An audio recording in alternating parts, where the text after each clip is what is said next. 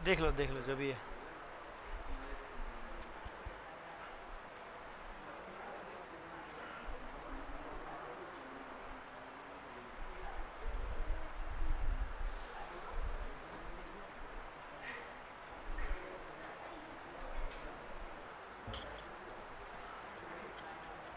हो गया, देख लो।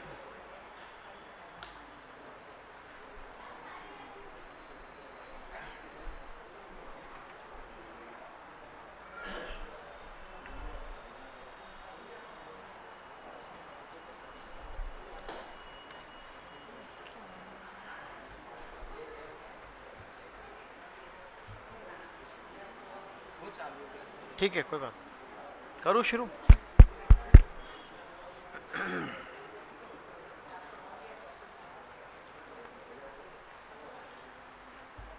नमो अरिहंताणं, नमो सिद्धाणं, नमो आयर्याणं, नमो वज्रायाणं, नमो लोये सौसाहुणं। मंगलम भगवान् वीरो, मंगलम गौतमोगणी, मंगलम कुंद कुंदार्यो, जैन धर्मोस्तु मंगलम। सर्वमंगलमांगल्यम सर्वकल्याणकारकम, प्रधानं सर्वधर्माणां जैनं जयतु शासनं, जैनं जयतु शासनं। नमः समय साराय स्वानुभूत्या चकासिते, चित्स्वभावाय भावाय सर्वभावान्तरच्छिदे। वन्दे तु सौवसिद्धि धूमचलमणो वयं गतिं पत्ते, वोच्छामि समय पाहुड शुद्ध केवली भंगम।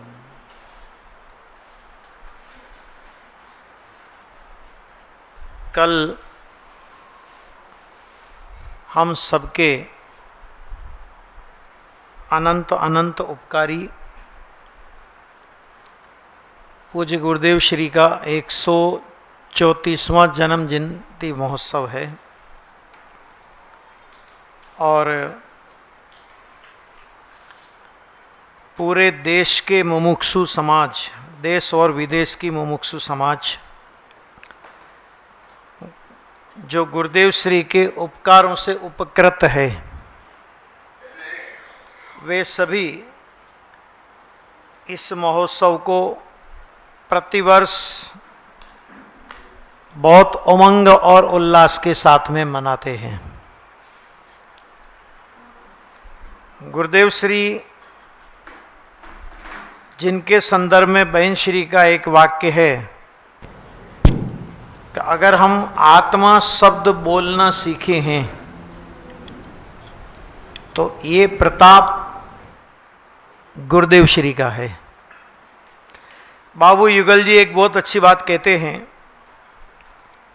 वो कहते हैं कि गुरुदेव के पहले भी जिनवाणी तो थी, लेकिन होता है ना, कोई भी ग्रंथ प्रकाशित होता है तो उसकी अपन ओपनिंग करते हैं। ओपनिंग करते माने उसका विमोचन करते हैं, उसका उद्घाटन करते हैं। तो बाबूजी बोलते हैं कि गुरुदेव श्री ने इस पंचम काल में समग्र जिनवाणी का एक तरह से ओपनिंग यानी उद्घाटन यानी विमोचन किया है। आज अपन लोग सभा के अंदर समय सार और प्रवचन सार आदि नियम सार आदि ग्रंथों की चर्चा कर रहे हैं। आज से 60-70 वर्ष पहले ये एक स्वप्न था। 2-4 लोगों की सभा हुआ करती थी, वो भी ऐसे लोग सभा में आते थे जिनको घर पर कोई काम नहीं होता था, फ्री होते थे। और मंदिरों में होते थे खंबे, खंबे के सहारे बैठ जाते थे। एक आदमी हुंकारा भरता रहता था और एक शास्त्र पढ़ने वाला रहता था। वो शास्त्र भी प्रथमान योग का कथा कहानी किस्सा होता था केवल मात्र, है ना। वो पढ़ता रहता था, न पढ़ने वालों को कुछ खबर और न सुनने वालों को कुछ खबर।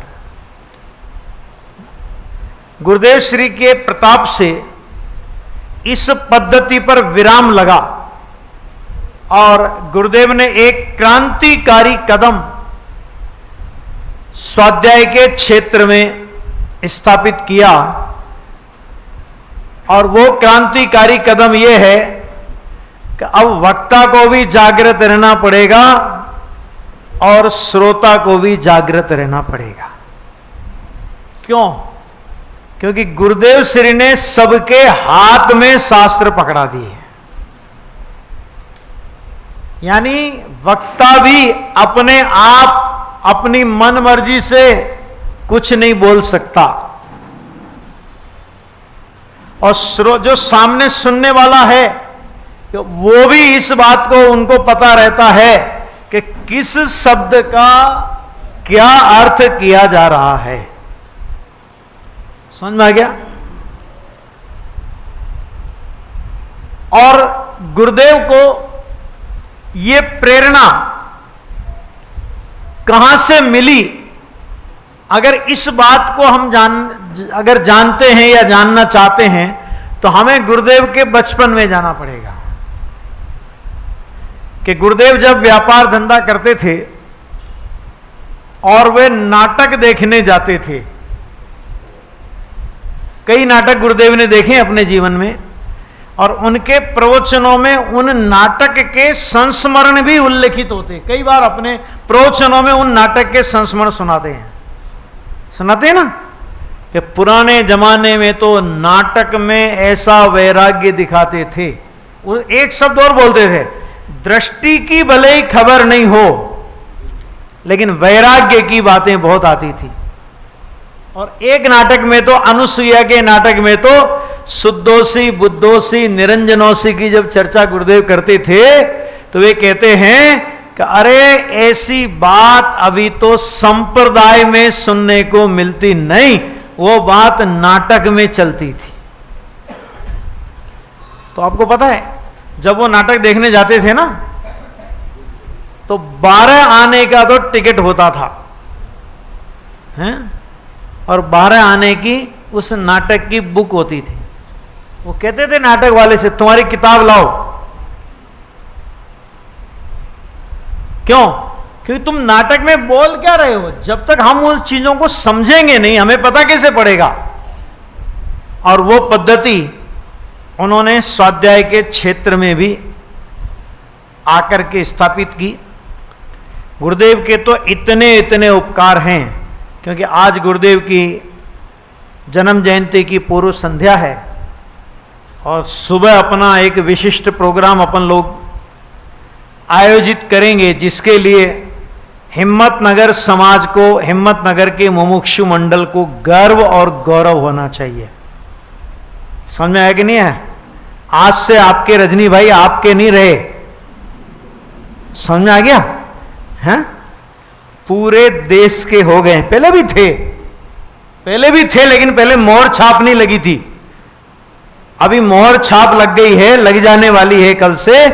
और पत्थर की प्रतिमाओं को भगवान बनाने का कार्य उनके द्वारा होगा, है ना। और आत्मा को भगवान बताने का और भगवान बनाने का मार्ग वो तो गुरुदेव श्री की कृपा से अपने को मिला ही है कि नहीं? है? बहुत मंगलमय प्रसंग है सच में। मैं तो बहुत हर्षित हूं इस प्रसंग से, है ना। और देखो तो वो जो चर्चा मैं कर रहा था, मैं गुरुदेव की थोड़ी चर्चा कर रहा था। एक प्रसंग में आपको गुरुदेव के इतने प्रसंग हैं कि अभी गुरुदेव श्री के जीवन पर एक युग पुरुष की गौरव गाथा इस नाम से एक पुस्तक लिखी जा रही है। उनका यात्रा विवरण वगैरह वगैरह ऐसे लगभग 1200-1300 पेज तो हो गए हैं। और लगभग 2 से 2,500 पेज में गुरुदेव का पूरा जीवन परिचय आएगा। लगता है कि क्या प्रसंग हम छोड़ें। गुरुदेव का एक एक प्रसंग हमको कुछ न कुछ प्रेरणा देता है। ये नाटक का प्रसंग आपको बताया है ना, और नाटक देखने आते थे, नाटक देख करके आते थे, तो वो जो वैराग्य के प्रसंग, राग रंग भी होता था, ऐसा नहीं नाटक में राग रंगी नहीं होता हो, अकेला वैराग्य वैराग्य होता हो तो सारे लोग देखने नहीं जाए, राग रंग भी होता था, और उसी नाटक में वैराग्य के प्रसंग भी होते थे। पूज्य गुरुदेव श्री को और राग रंग के प्रसंगों की अपेक्षा वैराग्य के प्रसंग इतने भाते थे कि रात रात भर उस वैराग्य की खुमारी उनके चित्त में चढ़ी रहती थी। एक बार रामलीला देखने गए तो एक भजन उन्होंने बना दिया, शिव रमणी रमनार तू ही देव नो देव। गुरुदेव कवि तो नहीं थे, गुरुदेव बोलते हैं, ये मैं नहीं बोल रहा हूं, गुरुदेव के वाक्य हैं।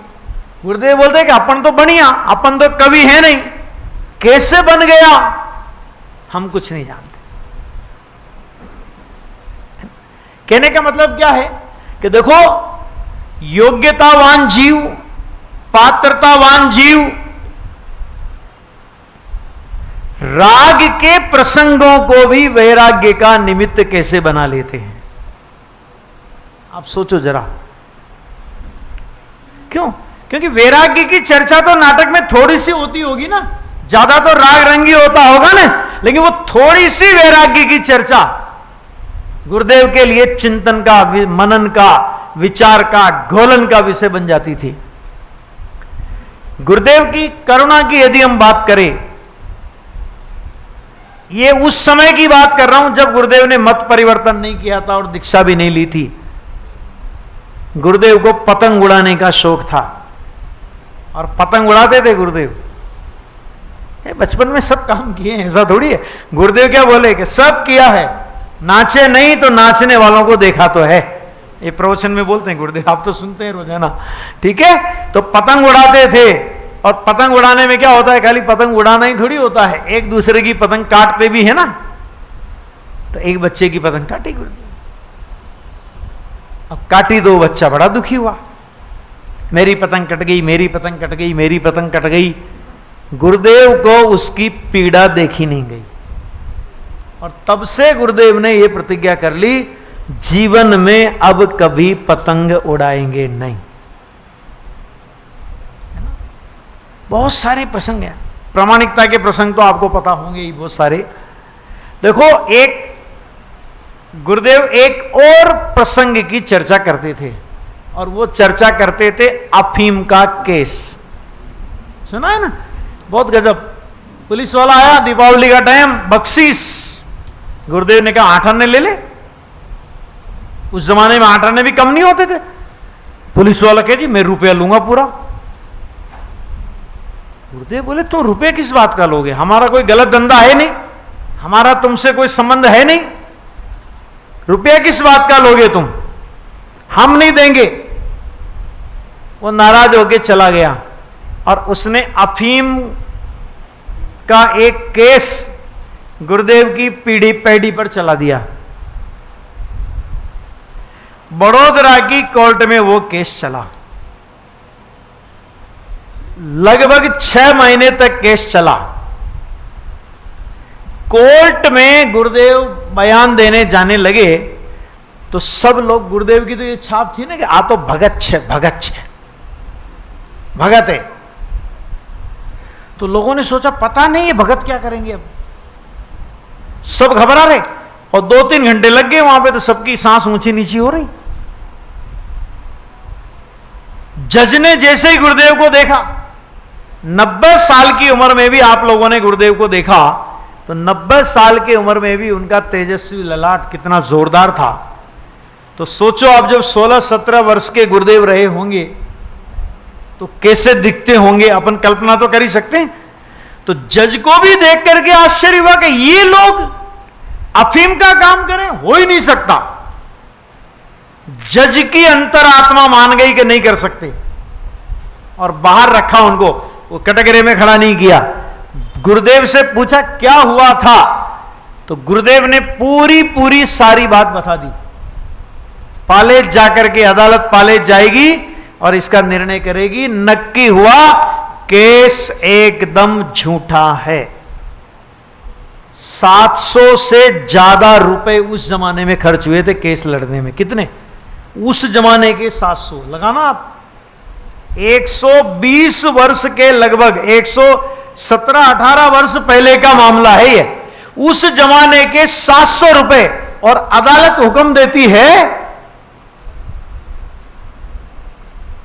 झूठा केस है, पुलिस वाले से इस केस में जो भी खर्चा हुआ हो वसूल करने के अधिकारी हैं आप। जो गुरुदेव पुलिस वाले की जिद के कारण 8 आना देने में तैयार नहीं हुए, 8 आना तो दे ही रहे थे, 8 आना और मांग रहा था, 1 रुपया मांग रहा था, 8 आना देने के लिए तैयार नहीं हुए, उन्हीं गुरुदेव की करुणा देखो। अरे इतने पैसे ये बेचारा कहां से लाएगा, इसका घर परिवार बिक जाएगा, जाने दो। और वो 700 रुपए उनने छोड़ दिए। ये तो लौकिक जीवन में गुरुदेव की करुणा थी। हमने तो जब वो वीतरागी तत्व ज्ञान के इस क्षेत्र में आए ना, और तब उनके जो प्रवचन धारा, उनकी प्रवचन धारा जो 45 वर्षों तक अनवरत बरसती रही, उसमें उनकी करुणा के दर्शन अपने को कदम कदम पर होते हैं। गुरुदेव जब ये बोलते हैं कि इस बात का तुमने निर्णय नहीं किया तो ये आयु की स्थिति तो पूरी हो जाएगी, मरकर यहां सेट हो, अगले भाव में मरकर सूकरी के पेट में जाएगा। तो कोई द्वेष भाव से नहीं कहते थे, वो अपन लोगों के प्रति उनकी करुणा थी। यहां चक्रवर्ती हो, अगले क्षण में नरक में चला जाएगा, बापू तेरे जन्म मरण का अंत नहीं आएगा। और अनेक बार वे पौराणिक वैराग्य प्रसंगों को भी अपन लोगों के सामने रखते थे। खास तौर से 138 नंबर के कलश, उस पर गुरुदेव श्री ने जो 19वीं बार के प्रवचन किए, उसमें श्री कृष्ण की द्वारिका जलने का जो वैराग्यमय चित्रण गुरुदेव ने खींचा, और जब वो वैराग्य के रंग में रंगकर प्रवचन करते थे तो उनकी वाणी में वो वैराग्य टपकता था। जब भक्ति में प्रवचन करते थे तो गद्य को भी पद्य में गाने लगते थे, इतना आह्लाद उनको आता था, है ना। ये गुरुदेव श्री की हम पर करुणा है। वो कोई हमको नरक निगोद भेजने की बात नहीं करते थे, नरक निगोद चला जाएगा ये कहकर के अपने को चेतावनी देते थे कि इस अवसर में, जबकि तुझे सारा अवसर अभी मिला। 110 नंबर की गाथा का नियम सार का प्रवचन सुनो, हाँ? उसमें तो गुरुदेव बोले, एक जगह तो बोले गुरुदेव, आ तो मुर्दा उबा थई जाए एवी बात छे बापू। मुर्दा खड़ा हो जाए, तो मुर्दा खड़ा हो जाए माने क्या कि मिथ्यात्व से जिसका आत्मा मरण तुल्य हो रहा है, और ये बात यदि उसके कान में पड़े तो एक बार तो उसका आत्मा भी चैतन्य झंकृत हो जाएगा। उसमें उन्होंने क्या कहा पता? उसमें उन्होंने कहा कि जैसे नित्य निगोद का जीव स्वभाव रूप परिणमन के योग्य है, अभव्य परिणमन के योग्य नहीं है, ऐसा नित्य निगोद का जीव परिणमने के योग्य नहीं है, ऐसा नहीं है। यानी क्या मतलब कि नित्य निगोद का जीव भले ही नित्य निगोद में परिणमन नहीं कर सके स्वभाव रूप, नित्य निगोद को अनादि शांत करके त्रस दशा को प्राप्त करके वो भी क्या कर सकता है? अपने स्वभाव रूप परिणमन कर सकता है। तो हे जीव, तुम तो मनुष्यपना प्राप्त करके यहां तक आए हो। क्या? मनुष्यपना प्राप्त करके यहां तक आए हो।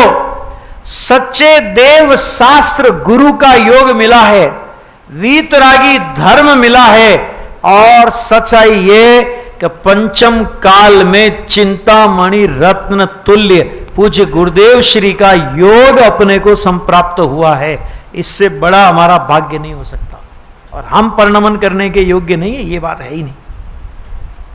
प्रेरणा दी उनने, ठीक है। बहुत सारी बातें है। एक प्रसंग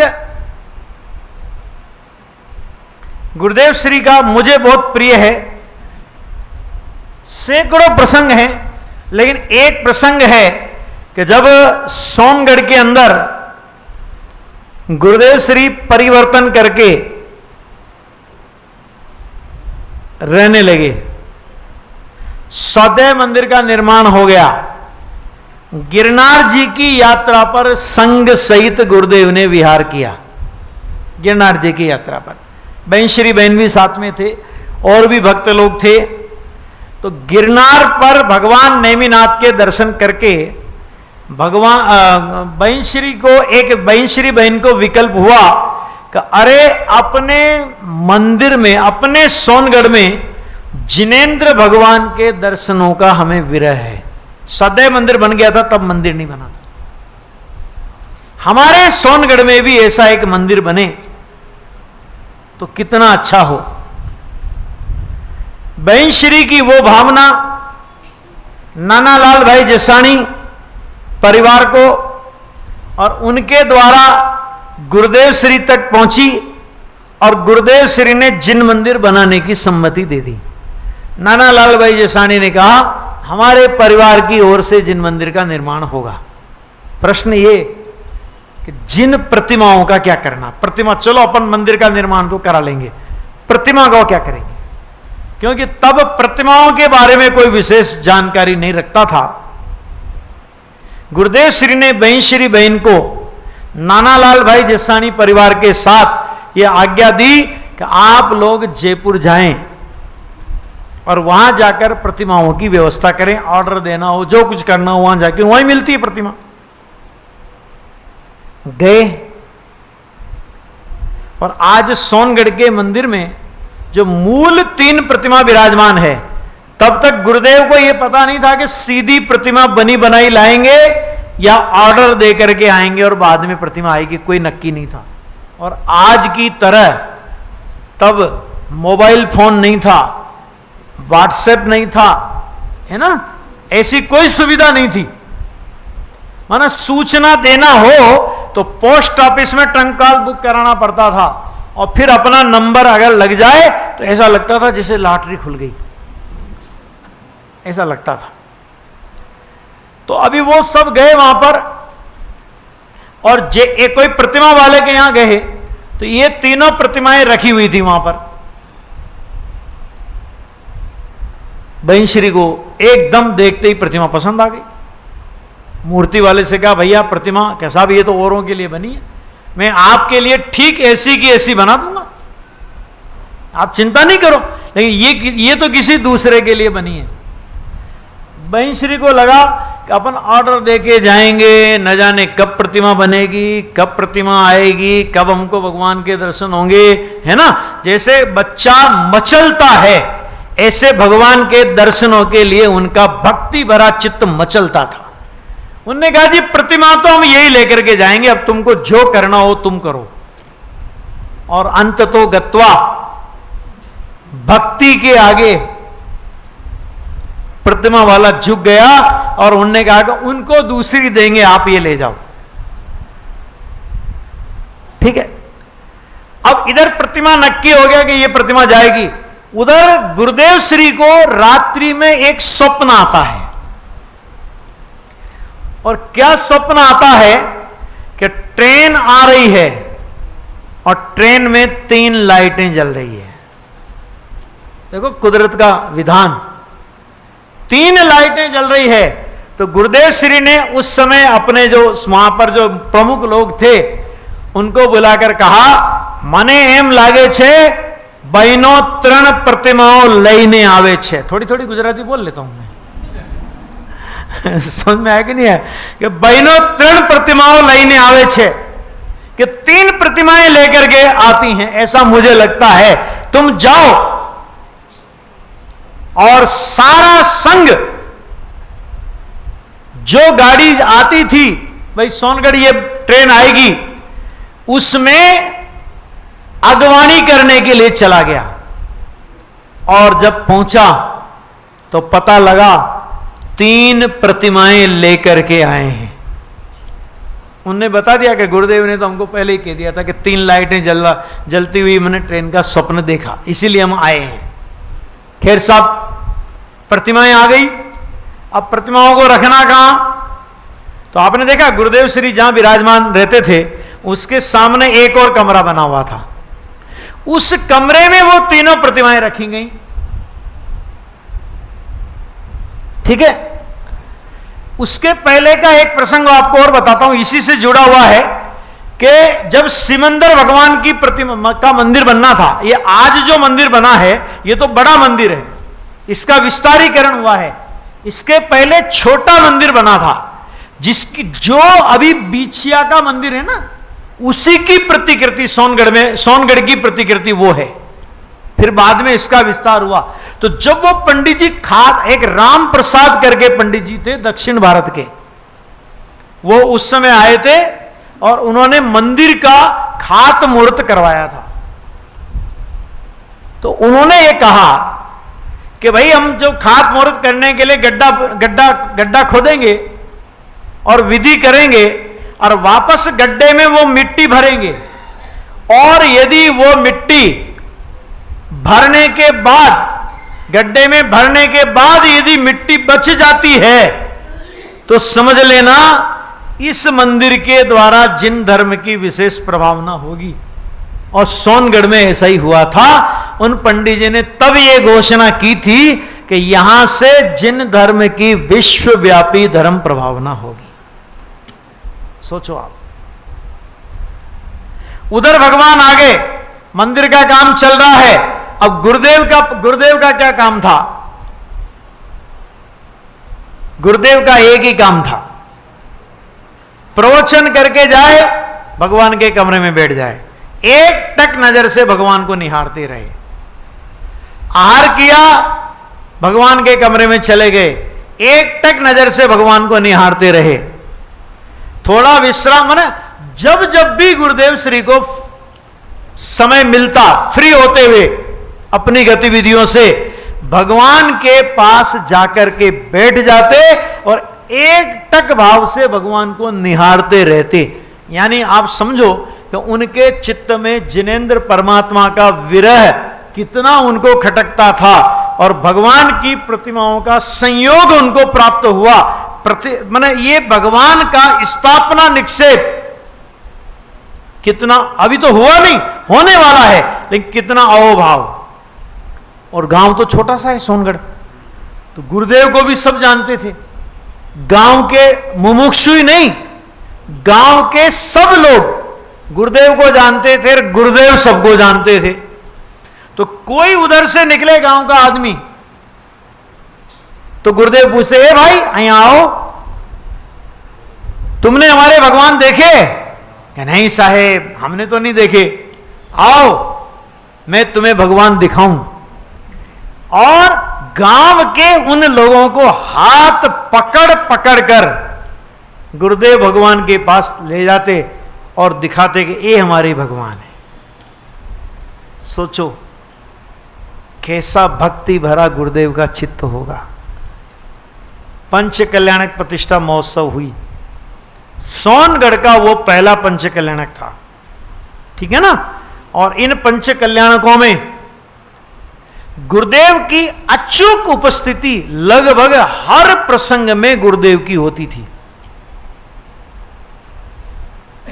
छोटी से छोटी क्रिया पंच कल्याणक की हो, आप उनके वीडियो आज भी देख सकते हैं। जिन जिन पंच कल्याणकों के वीडियो उपलब्ध हैं, आप वो वीडियो आज भी देख सकते हैं। गुरुदेव की अचूक उपस्थिति उनमें होती थी, और कितनी गुरुदेव की प्रसन्न मुद्रा, है ना।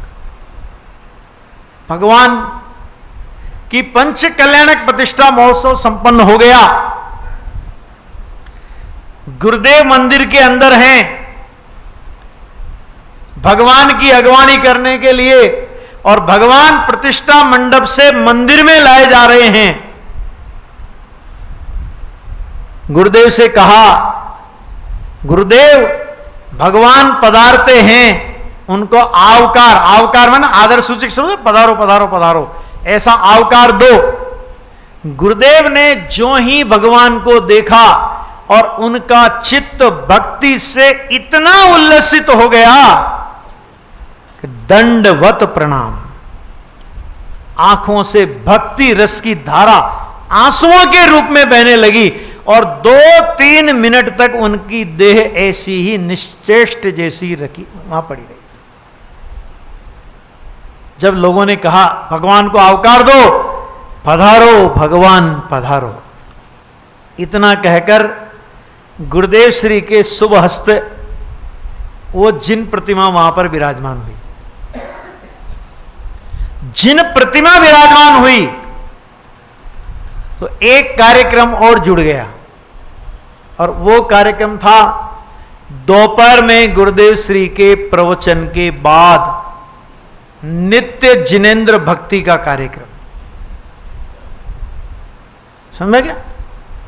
और वो अनवरत रूप से आज भी चलता है। और उस भक्ति के कार्यक्रम में गुरुदेव श्री बहिन सबकी और सारे भक्त मंडल की अचूक उपस्थिति होती थी, और कभी कभी तो गुरुदेव का भक्त हृदय भी डोलता था, और गुरुदेव श्री भी भगवान की भक्ति गवाते थे। बहन श्री तो गवाती थी ही, गुरुदेव श्री भी भक्ति गवाते थे।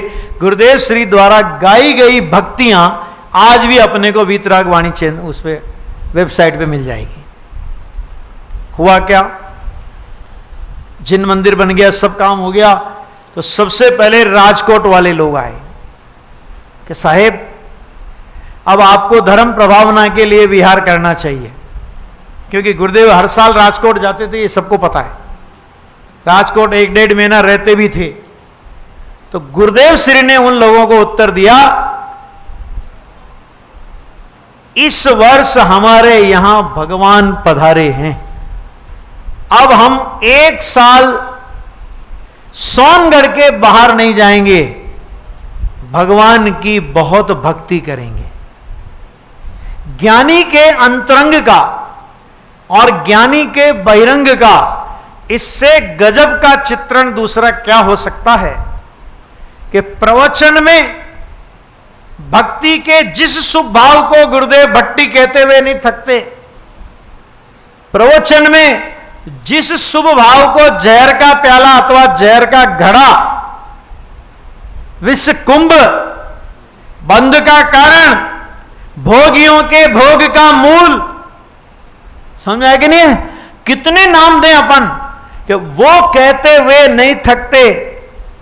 वे ही गुरुदेव जिनेंद्र भगवान की भक्ति में जिनेंद्र के सामने मानो बालकवत होकर के जिनेंद्र की भक्ति करते हैं। ये ज्ञानी के अंतरंग का निश्चय और उनके बहिरंग का व्यवहार है। समझा गया? निश्चय में जो सम्यक दर्शन के साथ शुद्ध परिणति प्रकट हुई और जो तत्व का यथार्थ श्रद्धान और ज्ञान प्रकट हुआ, उसमें आश्रव तत्व की जगह, आश्रव तत्व का स्थान बंध कोटि में है, जहर कोटि में है, भट्टी कोटि में है, और उसमें आश्रव के भेद ज्ञानी नहीं करते, बंध के भेद ज्ञानी नहीं करते कि ये शुभ आश्रव है या अशुभ आश्रव है, कि शुभ आश्रव हो या अशुभ आश्रव हो, आश्रव का भेद है। ज्ञानी कहते हैं हम आश्रव से तो भेद करते हैं, लेकिन आश्रव में भेद नहीं करते। हम राग से तो भेद करते हैं, लेकिन हम राग में भेद नहीं करते। ऐसा होने पर भी जब तक पूर्ण वीतरागता की उपलब्धि पर्याय में ना हो, तब तक ज्ञानी धर्मात्मा को, अरे श्रावक को, यहां तक कि वीतरागी संत भावलिंगी संतों को भी जिनेंद्र परमात्मा आदि के प्रति भक्ति का भाव आए बिना रहता नहीं है। और उसका जीवंत उदाहरण, एक द्रव्य दूसरे द्रव्य का कुछ नहीं कर सकता, एक द्रव्य दूसरे द्रव्य को छू नहीं सकता। द्रव्यान योग के इस महान सिद्धांत का प्रतिपादन, अरे 320 नंबर की गाथा चल रही थी जयसेनाचार्य की, देय पूर्वक गेय में पढ़ लेना, प्रवचन नंबर ध्यान नहीं है, 12 ही प्रवचन है, पूरे सुन लेना। उसमें गुरुदेव आत्मा बंध और मोक्ष का भी करता नहीं है। एक और ये बात गुरुदेव कह रहे हैं कि आत्मा मोक्ष की पर्याय का भी करता नहीं है। कल मैंने वहां हमारे यहां प्रवचन चल रहा था, तो उसमें मैंने एक बात उठाई थी। मैंने कहा देखो भाई, जैन दर्शन में अकर्तापने की इतनी पराकाष्ठा है कि यदि आत्मा बंध की पर्याय को करे तो भी आत्मा का नाश होगा, और आत्मा बंध मोक्ष की पर्याय को करे तो भी आत्मा का नाश होगा। क्यों? क्योंकि किसी को करने के लिए उसके साथ आपको तन्मय होना पड़ेगा, और पर्याय की स्थिति एक समय की है। एक समय की पर्याय में अगर आत्मा तन्मय हो गया, अगले समय उसका नाश हो जाएगा। बोलना अलग बात है, वास्तविक वस्तु स्थिति अलग बात है। तो ऐसी 320 नंबर की गाथा का प्रवचन चल रहा, और प्रवचन चलते चलते गुरुदेव कहां तो बंद मोक्ष की पर्याय का करता नहीं, ज्ञाता है। इतने में गुरुदेव क्या देखते हैं कि एक बालक, नीम का पत्ता किसी ने तोड़ा, उसने या खिरा हुआ नीम का पत्ता लिया और उसको ऐसे ऐसे करके मसल रहा था। भाई साहब, गुरुदेव का प्रवचन 320 गाथा से खिसक कर यहां आ गया, ए माता पिता बच्चों को संभालते नहीं हैं, प्रवचन में लेकर के आते हैं तो उन्हें संभालना चाहिए। एक नीम के पत्ते में असंख्य जीव होते हैं, उसमें तेरे पूर्व भव के माता पिता हो सकते हैं, यानी उनके अंदर में नीम के पत्ते के अंदर रहने वाले जीवों के प्रति भी कैसी करुणा का भाव। और 5-7 मिनट उसी पर गुरुदेव बोल दिए। आ गया प्राणी मात्र के प्रति। बहुत से लोग क्या कहते थे, मान लो बड़ी बड़ी सभा होती थी, हमारे कोटा के प्रशिक्षण शिविर की घटना है ये। तो बड़ी बड़ी सभा में क्या होता था कि हजारों लोग हैं, तो अब हजारों शास्त्र कहां से लाएंगे। तो गुरुदेव को जिस शास्त्र पर प्रवचन करना होता था उसकी गाथाओं के पन्ने छपा लिए जाते, और वो पन्ने सबके हाथ में होते थे। अब अभी जैसा गर्मी का मौसम, ठीक है, तो कोई एक बहुत बड़ा, हमारे कोटा का नाम लेने का कोई मतलब नहीं है, लेकिन उस शिविर का प्रमुख आयोजक और बहुत बड़ा कोटा का नामी सेठ, ठीक है, यूं पत्ते से या रुमाल से यूं करके हवा खा रहे थे। गुरुदेव ने बोला, आ सेठ, ये पन्ना हवा खाने के लिए नहीं है, ये तुम्हारी चोपड़ा बइयों का पन्ना नहीं है, ये जन्म मरण का अभाव कराने वाली जिनवाणी माता का पन्ना है, इससे हवा नहीं खाई जाती। यानी जिनवाणी की अवज्ञा करने वाला, या किसी के द्वारा जिनवाणी की हल्की सी भी अवज्ञा हो तो कितना भी बड़ा आदमी हो, गुरुदेव कभी भी इस बात की चिंता किए बिना कि ये अगर मैं बोलूंगा और कहीं नाराज हो गया, तो इस बात की चिंता किए बिना गुरुदेव भरी सभा में ये कहने से चूकते नहीं थे, है ना। वस्तु स्वरूप का प्रतिपादन करना, मक्खन लगाना वो गुरुदेव के जीवन में था ही नहीं कभी। किसी को कभी कोई मक्खन उन्होंने नहीं लगाया, कितना भी बड़ा हो, है ना। आता है ना दिमाग अपने राजा भावनगर के राजा कृष्णचंद गुरुदेव बोलते थे, कई बार प्रवचन में सुना होगा कि इतनी बार यहां पर आए और हमने तो उनसे कह दिया राजन 5 रुपए मांगे छोटा भिखारी, 50 मांगे थोड़ा उससे बड़ा भिखारी, है ना, लाख मांगे और बड़ा भिखारी। उनकी 1 करोड़ की साल की उपज थी, साल की आमदनी उस जमाने में 1 करोड़ थी, और 1 करोड़ मांगे भिखारी में भिखारी, और वो राजा कहता था जी साहेब बराबर है। क्यों क्यों ऐसा क्यों? क्योंकि वो जानते थे कि ये जो बात कह रहे हैं ये कोई हमारे प्रति द्वेष भाव से ये बात कह रहे हैं, ऐसा कतई नहीं है। इनके अंदर करुणा का सागर डोलता है।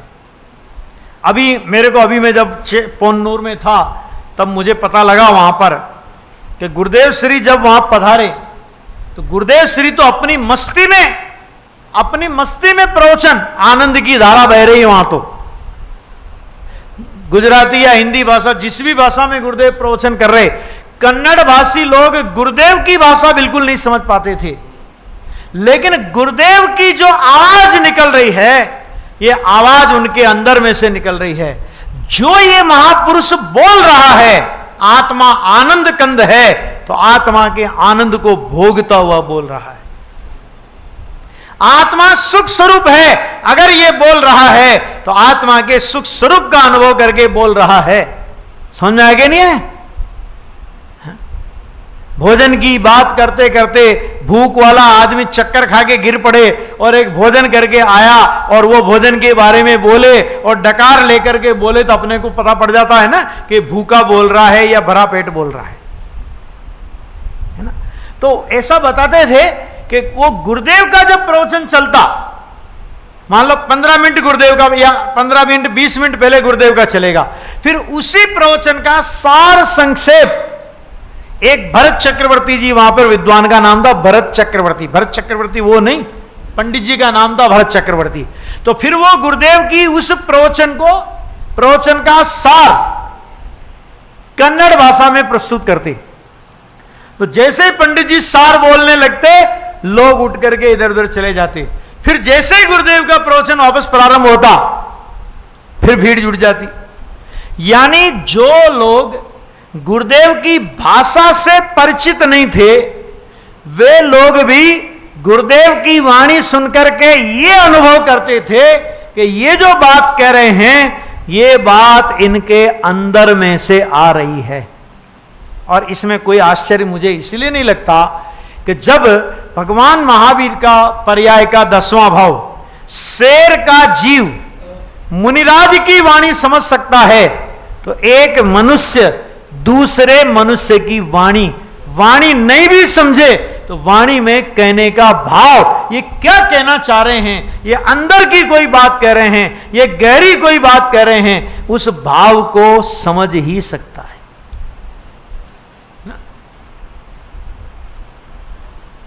भाषा कभी भी बाधक नहीं बनती अगर आत्म कल्याण करना हो तो। सोगानी जी गए थे ना पहली बार सोनगढ़, हाँ, तो ठेठ मारवाड़ी थे और गुरुदेव की भाषा उस समय ठेठ काठियावाड़ी चलती थी। हमें काठियावाड़ी का आपको कुछ उदाहरण दूं तो आपको पता लगे कि 1-2 बार हमारे भी पुराने जो ट्रांसलेशन करते हैं ना तो प्रवचनों में ऐसे काठियावाड़ी शब्द आ गए तो मैंने काठियावाड़ के लोगों से पूछ लिया सीधा अर्थ फोन करके। मैंने कहा इस शब्द का अर्थ बताओ। तो भाई साहब ये तो बहुत बड़ी पुरानी काठियावाड़ी है, कोई पुराना काठियावाड़ी मिलेगा तो उससे पूछ के बता सकते हैं, अभी तो ये शब्द प्रचलन में नहीं है। ऐसा मेरे साथ हुआ है कई बार। तो मैंने कहा अच्छा ये बताओ शब्द नहीं मिल रहा इसका तो भाव मेरे को समझाते, और भाव में भी क्या कर पूरा 2 मिनट का पूरा मेरे को मैसेज कर देंगे 2 मिनट का, मैं पढ़ने में लगी इतना इसका ऐसा ये। मैंने कहा भैया मैं समझ नहीं पा रहा हूं हिंदी क्या लिखूं।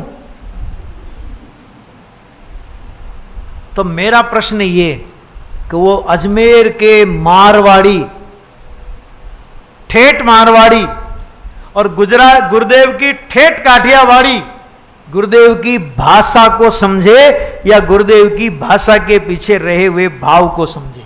बोलो, अरे भाषा समझ में कितनी आई वो हम नहीं कहते, लेकिन गुरुदेव इसमें क्या कहना चाह रहे हैं, गुरुदेव के भाव को उन्होंने पकड़ा। भाषा को जितना पकड़ा हो उतना पकड़ा और सम्यक दर्शन लेकर के गए। अब सोचो तो जरा, क्या व्यवस्था है, गजब की व्यवस्था है, बराबर है। ऐसी गुरुदेव की वाणी कि जिसका ऐसा असर कि एक प्रवचन का एक सेंटेंस किसी जीव की योग्यता का परिपाक हुआ हो तो उसको सम्यक्त में निमित्त बन जाए, उसके भाव के अभाव में निमित्त बन जाए, है ना। ऐसे हमारे परम उपकारी जितने जितने उनके गुणगान करें अपन, सारे समुद्र की तो स्याही बना लें, पूरी पृथ्वी का कागज बना लें और सारी वनस्पति की कलम बना लें और गुरुदेव श्री के गुणों का वर्णन लिखने का, बोलने का प्रयास करें, संभव नहीं है। और अगर हम एक बार अपने भगवान आत्मा में अंतर्मुख होकर के आत्मानुभूति कर लें तो गुरुदेव के अनंत उपकारों का उपकार हमने चुका दिया। ठीक है, हम सभी लोग पूज्य गुरुदेव श्री के उपकारों से उपकृत होकर अपने आत्म कल्याण की दिशा में और आगे बढ़े। प्रसंग बहुत है, जैसा कि मैंने अभी आपको कहा, 2-2,500 पेज में वो सारे प्रसंग आएंगे। यात्रा के प्रसंग, पंच कल्याणकों के प्रसंग, बहुत बहुत प्रसंग गुरुदेव के जीवन में बने हैं और गुरुदेव का एक एक प्रसंग हमारे को आत्म कल्याण की दिशा बता सकता है। चाहे उनके बचपन के प्रसंग हों, चाहे उनके संप्रदाय में बने हुए प्रसंग हों और चाहे उनके संप्रदाय के बाद, त्याग के बाद बने हुए प्रसंग हों, एक एक प्रसंग अपने को प्रेरणा देता है कि सत्य के प्रति उनकी जो ललक थी, उन्होंने सत्य को स्वयं बुद्ध की तरह प्राप्त किया और आज अपन लोग उनके प्रताप से, हम तो गुरुदेव की कमाई अपन लोग खा रहे हैं। कमाया तो गुरुदेव ने है ना, अपने को तो उनका उत्तराधिकार, अपने को तो उनका तत्व ज्ञान, अपने को तो उन्होंने जो बातें कही वो अपने भाग्य से मिल गई। अपन उनका सदुपयोग करते हुए अपने जीवन में भी आत्म कल्याण की दिशा में आगे बढ़े। इसी भावना के साथ गुरुदेव श्री के श्री चरणों में अपने अनंत अनंत श्रद्धा सुमन समर्पित करता हूँ। अपनी बात यहीं अभी पूरी करते हैं।